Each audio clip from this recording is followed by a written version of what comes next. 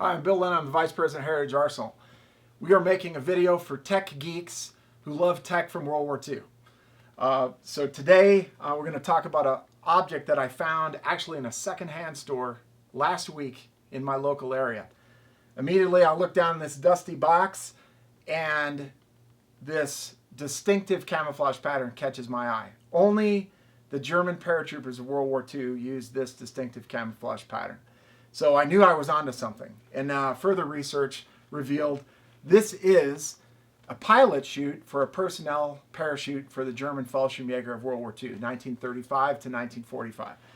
So what it is aluminum construction, spring activated, and this would have been the first thing to catch air out of the main pack tray as you would have been wearing your personnel chute and exiting an aircraft while in flight.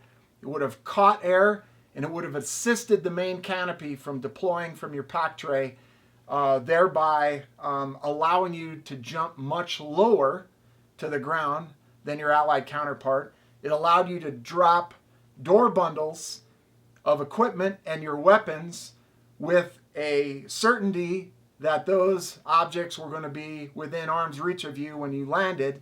So a lot of positive cascade effect, precision, allowed you to be an integral part of the Blitzkrieg, and allowed you, for instance, in the German invasion of Norway, to designate a soccer field as your drop zone instead of the entire Cotentin Peninsula in France that the Allied paratroopers attempted to land on somewhere, which was infamously scattered and ineffective for days.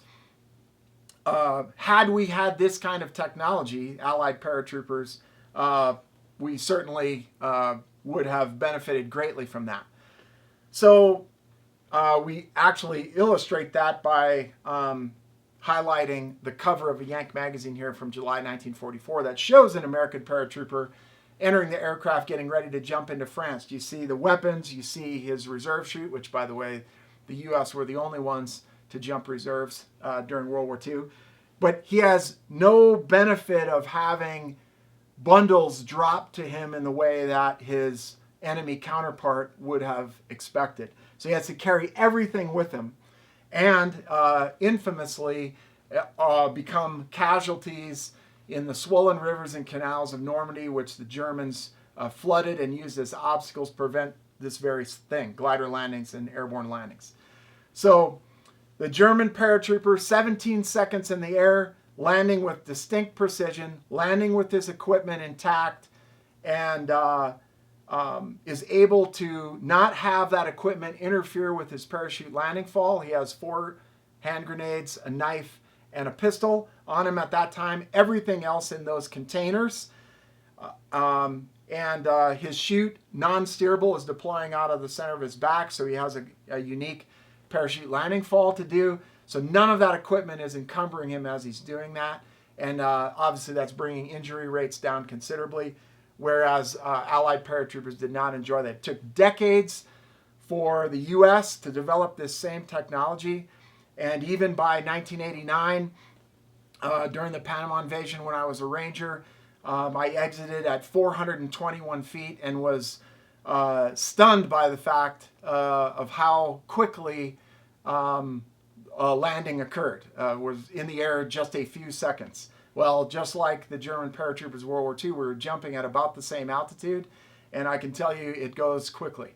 Now in training, 800 feet is a very low training jump. Anything lower than that takes approvals several levels above, and the average training altitude, 1,250 feet on a static line jump.